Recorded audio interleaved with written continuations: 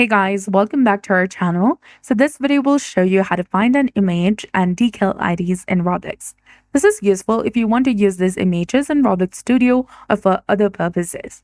So go to the Roblox website, which is roblox.com, and log into your account. Select Create in the top of the screen. This will take you to the Creation Hub. And here, click on Creations from the left-hand side of the screen. And go ahead and select development items, that is beside avatar items. And then after select decals, and then select upload asset, which is highlighted in white color. Make sure that the asset type is set to decal. After that, select or upload the image, then give it a name, give it a description, and select upload from the bottom of the screen. Now, once the image has been uploaded, go ahead and select the three dots in the top right corner of the image. They may be hard to see because they're white initially. And then after select copy asset ID, you now have the ID.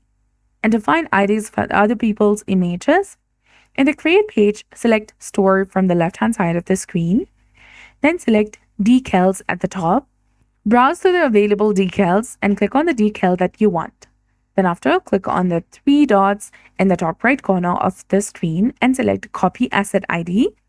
So that's it. I hope you found this video helpful. If you did, please like, share, and subscribe. Thanks for watching. We'll see you again in the next one.